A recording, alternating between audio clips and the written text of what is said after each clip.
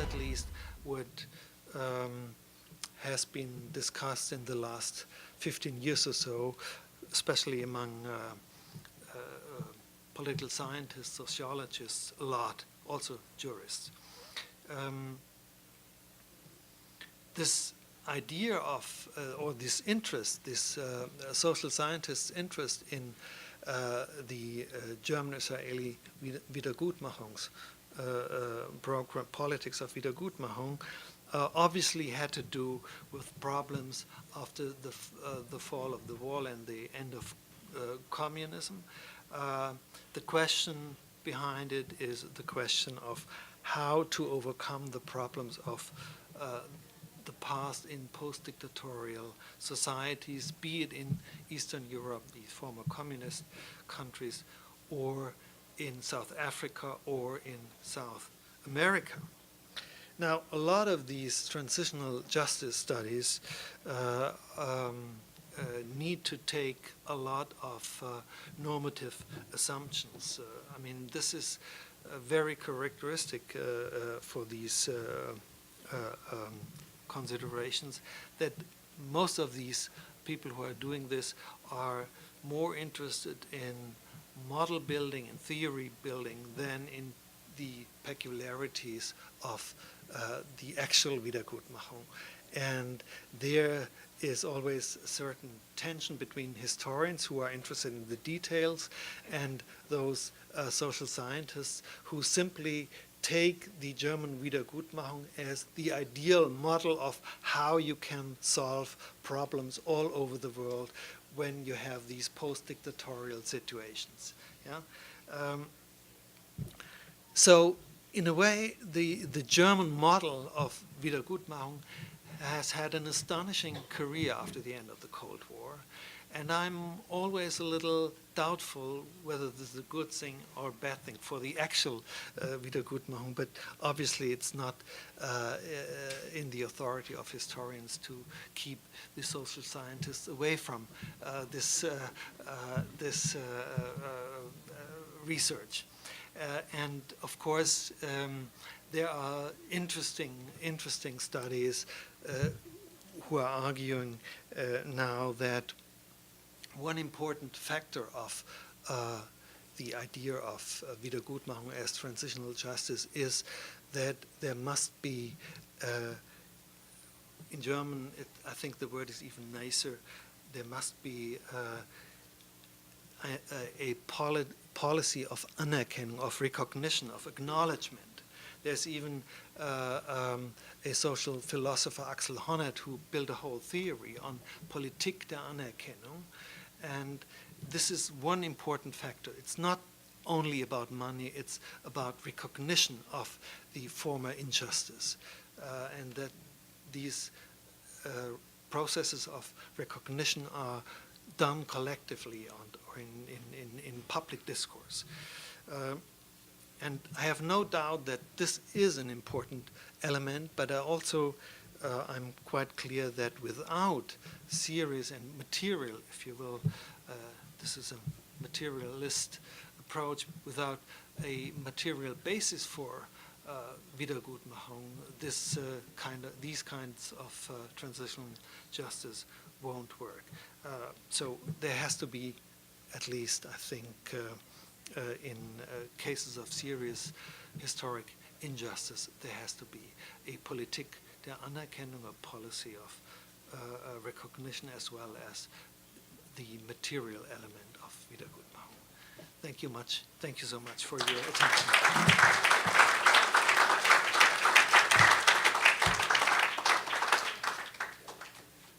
Thank you very much, Norbert, for I think reducing all this huge corpus you have collected in this big project, which has been a project going on for years and over these two countries, into a lecture. I know that is not an easy undertaking, and I just want to invite Richard Breitman for a very brief response, about 5 minutes.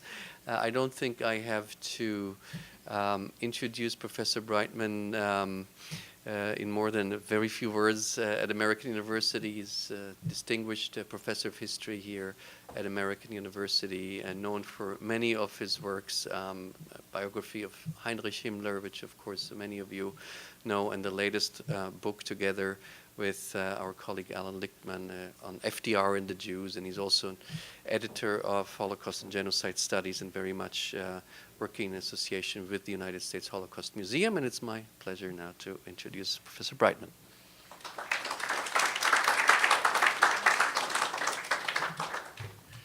Thank you, Michael, and thank you all for coming. I'm not really an expert on post-World War II Germany, with possible exception of intelligence matters. And what I know about this topic, I know to scholars, because of scholars like Norbert Frey and Jeffrey Herf, a friend and colleague at College Park. So this is a little bit awkward to me. I have to say that I was thrilled when Norbert said he did not have a prepared text, because I tell my students not to read presentations and papers. I think it's much more interesting for the audience if they do not. Of course, it's challenging when one does this in a language that is not one's native language, but Norbert has done that very elegantly and eloquently. And I think we all should be grateful to him. What can we say about this process? When I was a graduate student, one of my very good professors said, you know, if you're going into history, you have to be prepared to deal with complexity. If you want life simple, you can be an economist or a political scientist or a sociologist. They create models to simplify the world, and they work with those models. If you're a historian, you have to deal with all of the messy details. And that's what Norbert's project has been doing.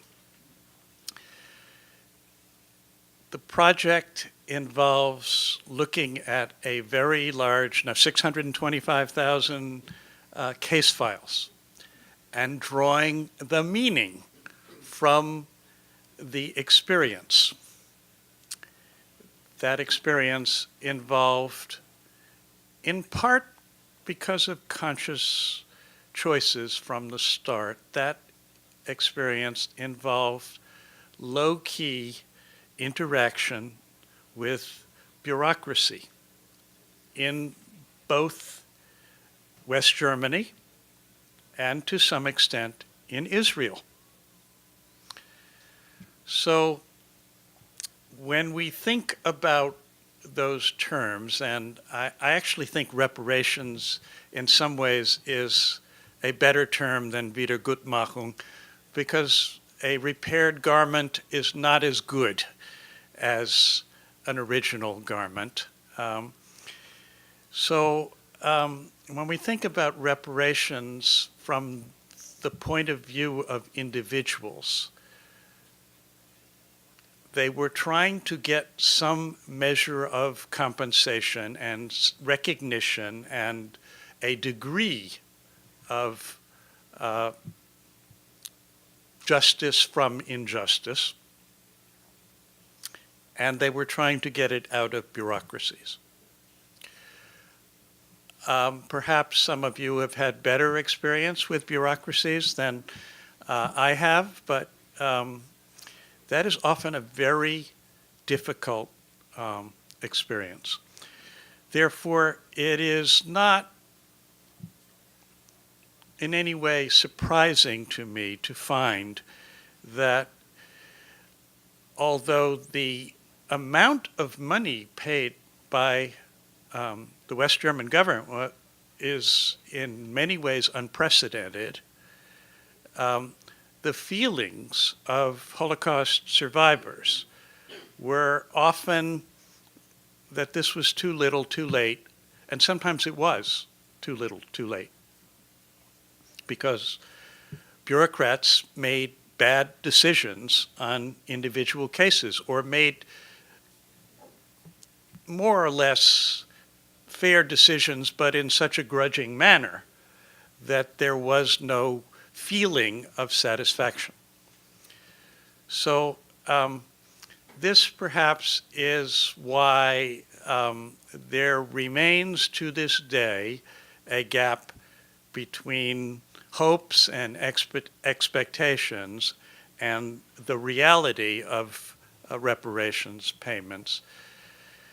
And one has to see, by examining individual cases, just how large that gap is, just how many people came out of this with substantial payments and some feeling of satisfaction, and others, how many others came out of it feeling as dissatisfied as they were going in.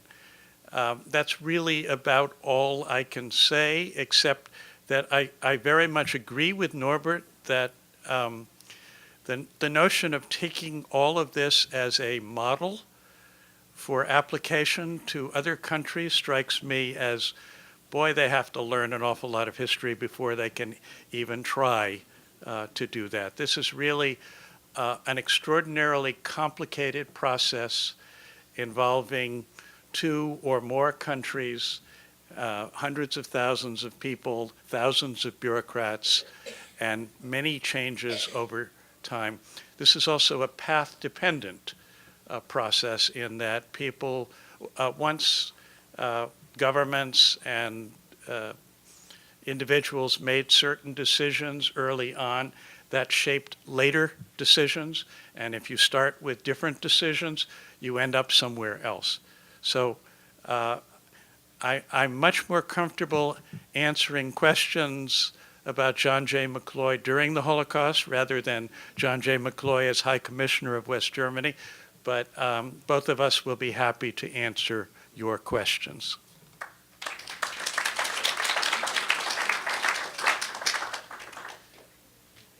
Okay, we have, of course, time for Q&A, and please.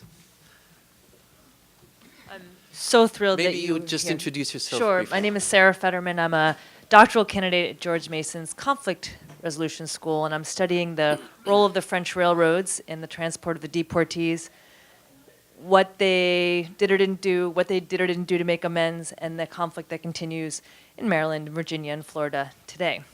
But how this relates to this topic is one of the discussions that comes up is that Israel has signed a rather large contract with the French railroads. And some of the survivors say, well, if it's good enough for Israel, it's good enough for me.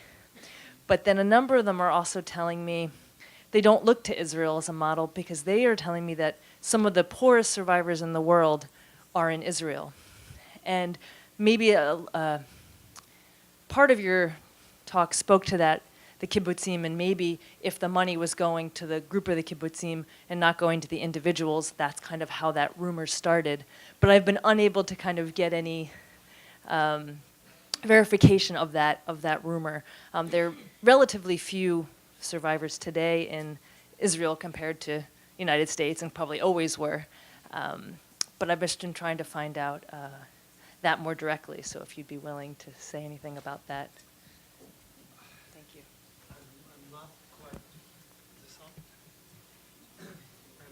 No, it doesn't sit here. Okay.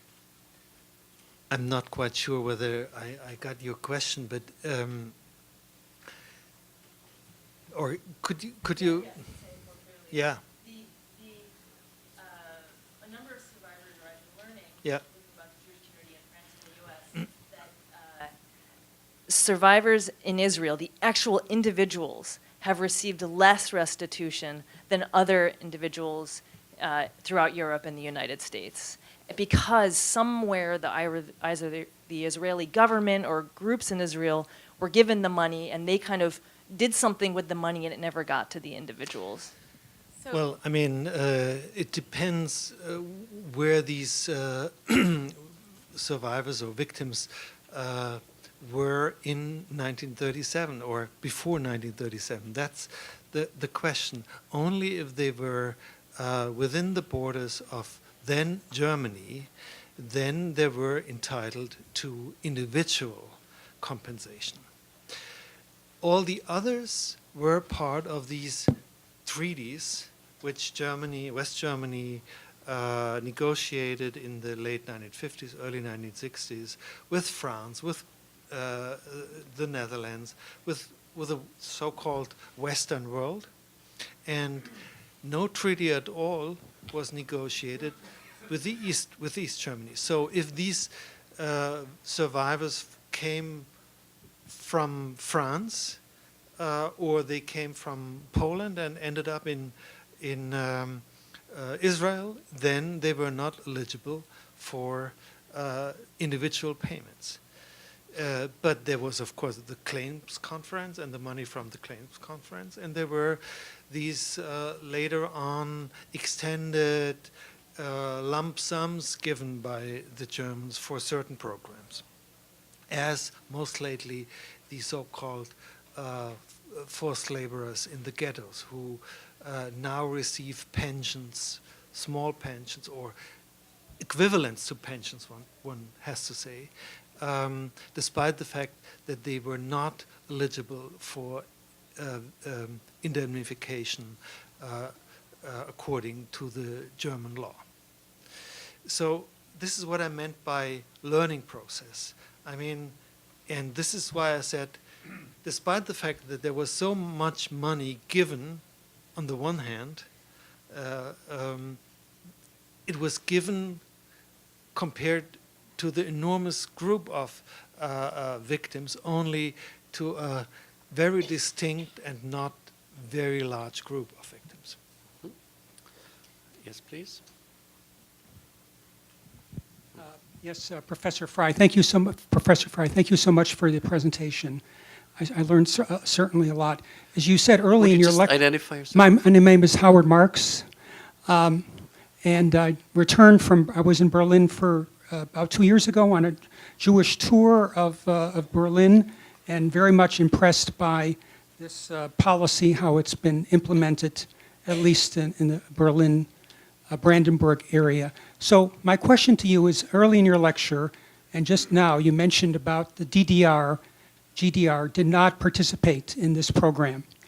Now, post-reunification, which I know is coming up, the 25th anniversary of the fall of the wall, and then 2 years hence, then the reunification, many of those citizens of the former East Germany, DDR, actually were allied against Israel as part of the Warsaw Pact and subject to virulent anti-Israel propaganda, and some of them actually may have fought or were allies of the Arab states in the 1967-1973 wars. How has that affected the general policy in Berlin now since post-reunification? Thank you. Yeah, it's not that easy question to answer, but generally speaking, the federal policy on Wiedergutmachung and on the German-Israeli relations, I would basically say it was not affected by the fact that there were 17 million Germans joining the Federal Republic. So the political class and the political elite and the political parties went on doing what they were doing before 1989. Another question is whether the influx of the public opinion or the individual opinion of these individuals who were educated in the East German system, how this influenced the public opinion in unified Germany. Here I would say that, I mean, in the early 1990s, as you might recall, we had a serious problem with right-wing extremism, with even, I would call, pogrom-like racist and ethnophobic turmoil in parts of Germany, and particularly in East Germany. Not only, but also, or mostly there. So this was obviously something which that had also to do with the social unrest, the um, social problems which were caused through mass unemployment, all of that. But there was a certain amount of anti-Israeli sentiment within the eastern part of Germany that was also part of this problem, and a certain amount of. I would still think that I'm not an expert in public opinion polls, and I'm not always sure whether they are to be trusted, but I would still think that the amount of anti-Semitism in East Germany might still be a bit higher than in West Germany. And of course, we know there is a certain element of anti-Semitism throughout the decades. Yeah? Let's go with the. Okay, well, Jonathan next, but let's go up. Marion?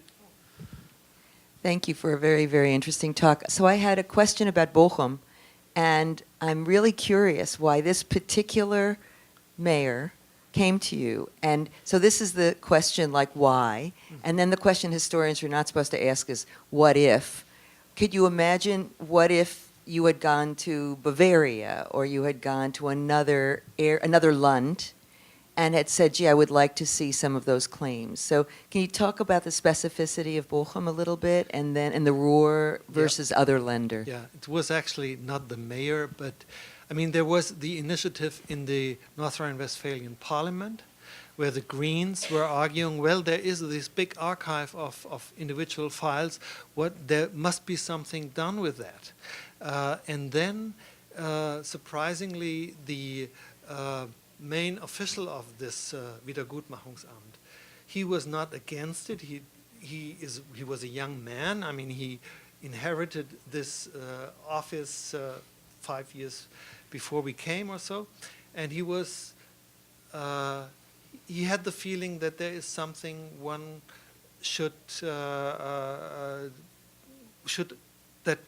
open it up, and that one should have this kind of critical investigation. We were prepared to do so, and to our big surprise, there were some normal clerks, bureaucrats who were working in this Wiedergutmachungsamt for 20, 25 years, and of course we needed their help. If you stand in front of these massive documentation, how do you start?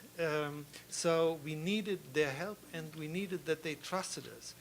And as the real nice thing was, they trusted us, and we felt that these people, then in their late 50s, probably the most experienced ones, that they felt a certain proud of what they did in the last 2 or 3 decades, and that they had become also expert historians, if you will. These are normal, educated bureaucrats, and some of them were just put into this part of the bureaucracy at a certain point in their life, and they ended up to become experts, and they ended up to be proud of some sort of relations they sometimes would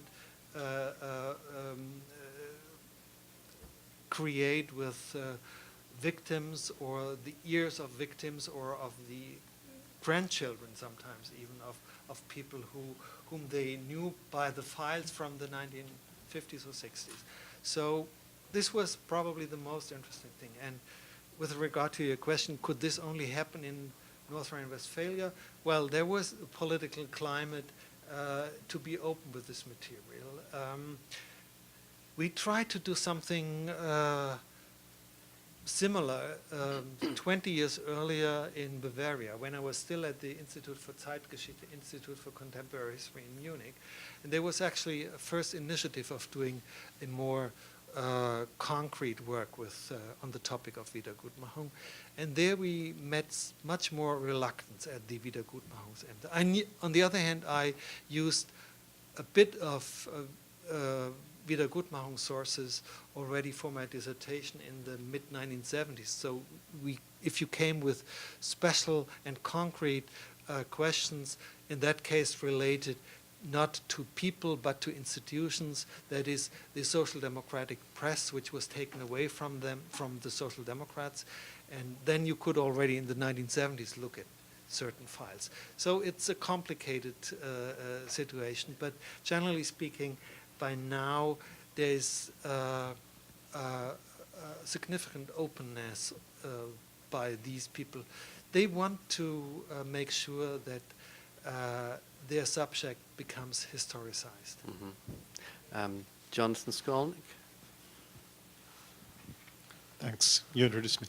Thank you so much for your talk. I was really curious, as an historian, if you could say something about how you see the reparations process as something that generated historical sources, because so much has been written about how war crimes trials generated documentary evidence and testimony that shaped our understanding of what was the persecution, what was the Holocaust.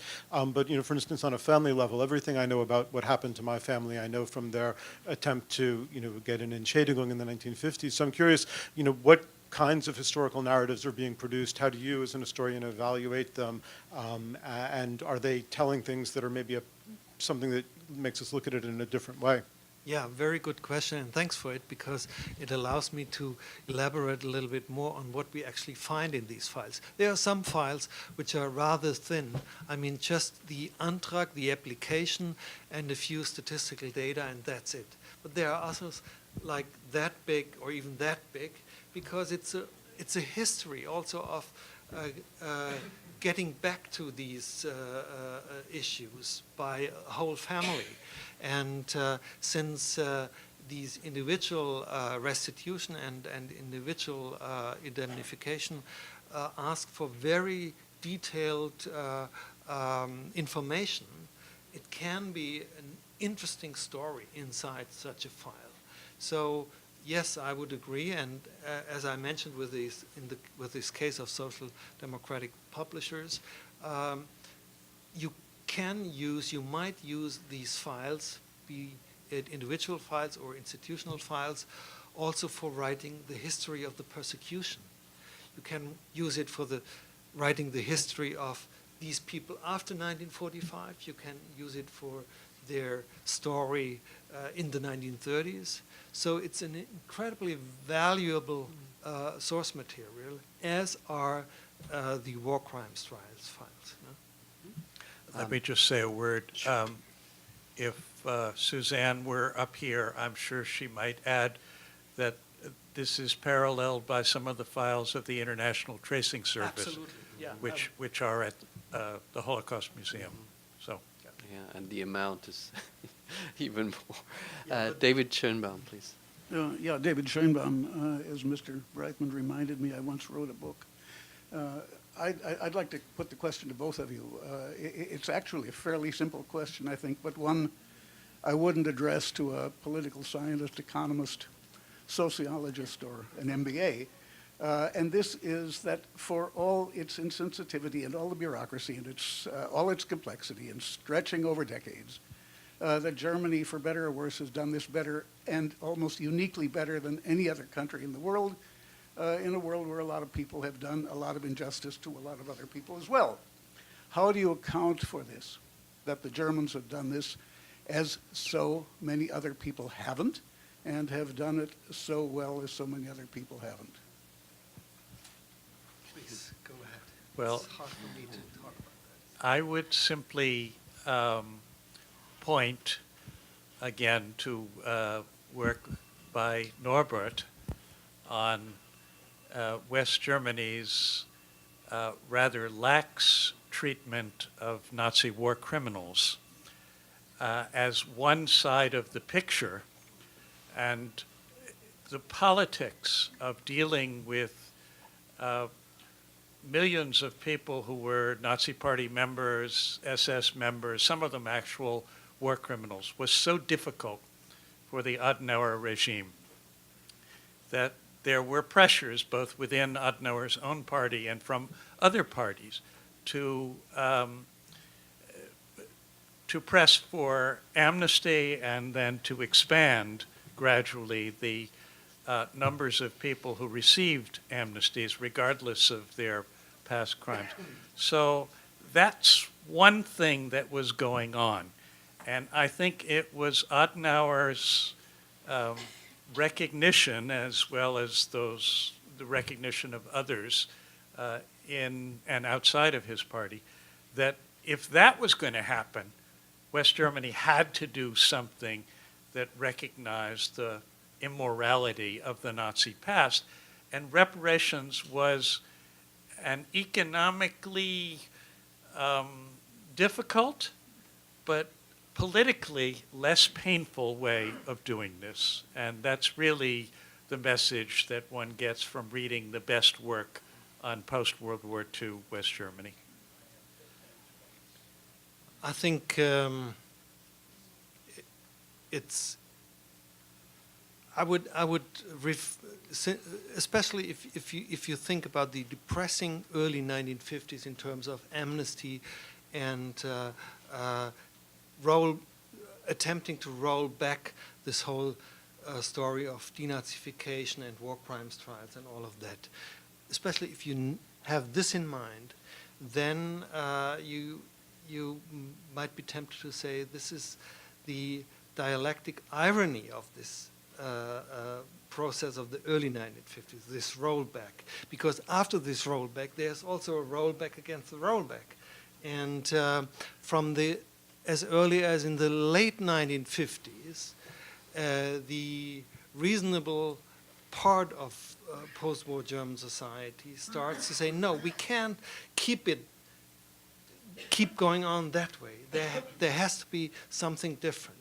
So it's a dialectical process, and from that moment on, from the late 1950s on, probably one incident is also very important. We wrote about this in our book on on Jewish life in post-war Germany. From the attack against the newly resacred synagogue in Cologne. I mean, where Adenauer and all the officials were part of this ceremony in 1959, and a couple of months later, there are some right-wingers who painting swastikas on the front of it. So this is one of these initial events for a societal awareness of the problems and a societal alternative. And out of these scandals, actually, out of the scandals of the early 1950s, there grows slowly but steadily a way of addressing the past and not leave it as it is, that from a certain moment on becomes part of the political culture, I would even say, of post-war Germany. Maybe if I could just add one sentence, which may be a little bit simplifying, but if the dimension and the perfection of the Wiedergutmachung and of the whole process of reparation was unique and unprecedented in history, so were the crimes, so was the genocide. So there was a certain connection there, of course, as well. Let's see, we have, you had, let's take you. Hi, I'm Kathy Powers. I'm one of those political scientists that we've been talking about. Well, we let you ask a question. Yes, I'm a fellow at the Holocaust Museum. And so my question is about the issue of comparison, which I understand the uniqueness of German restitution, but at the same time, you have new agreements being negotiated today with the claims conference. So for instance, the agreements recently negotiated for the children of the Holocaust under new norms about what reparations means in a time of transitional justice. And so we can't separate Germany as something different during the Holocaust because reparations today are being negotiated under new norms. And so I was just wondering what you think about that. Thank you. Maybe we'll just combine it with one last question. Ariel, would you? pass the phone micro. Hi, I'm Ariel Mond. I'm a senior here in the history department at AU. And my question kind of goes along with different forms of reparations. And I was just wondering, in the post-war world, since the Holocaust is an international event, we tend to think of it just as happening in Germany. But in any of the other countries that collaborated with Nazi Germany, were there any ideas for post-war reparations? And was there any idea, perhaps among survivors, that reparations should be an international event? Yeah, both of them are very good questions, and indeed, as Michael already mentioned, the uniqueness of the crime in the post-war years was more or less ascribed to Germany and the country from where it came from. And the whole situation of those collaborationist nations or of states was not an issue in the 1950s, and probably it couldn't be. I mean, there were these pacts of silence, as we now know, in the Netherlands and in France and wherever you would look, or even also in Eastern Europe, for understandable reasons. And there were, on the other hand, there were hefty clashes, civil, almost a short, brief period of civil war within post-war France. L'épuration in France, épurazione in Italy. I mean, and then the pact of silence, the idea that one has also been a victim. So it was a completely different situation of that in Germany. And as I already mentioned, the fact that the Western world, and especially the United States, expected something like this to happen, and the permanent, the impact of the permanent presence of the United States in post-war Germany, not until the end of formal occupation, but far into the 1950s, 60s, and onwards, also is an important reason for the fact that this process came into being there and could not in that way come into being in other Western countries, because the situation was much more complicated. I'll say a word about the first question. Yeah. I think that was a reference to the hidden children who are now being compensated. So in some ways, this is really typical of a very long process in which West Germany agreed to compensate a certain percentage of victims, only later to realize that there were other victims in other categories who hadn't yet received any compensation. And the more we learned about other groups of victims, I mean, through historical research and even political science research, the more pressure there was for additional agreements and additional funds for those survivors. So it's just the tail end of a very long continuing process. Yeah, I mean, just one word in addition. The idea of trauma, I mean, this concept was just not there when all of that began. Just the opposite. Medical doctors would argue there is no such thing like a trauma. Only later on it was understood and learned and accepted that this has to be an aspect of the practice of compensation. And then the question of intergenerational trauma occurred. And so, as I said, it's a learning process and it's not yet ended. I apologize. I know there were many more hands up. It is a little late now, and I think we can still stay together for a little bit longer, but there were like 7 or 8 hands up, and I think that we would spend another probably hour here, so I hope for your understanding. I really thank you all for your really wonderful questions, but of course, mostly I thank Norbert Frey and Richard Breitman for telling us so much profound information about German restorations, Wiedergutmachung, and German-Israeli relations. And of course, we'll hope to see you soon again. Thank you.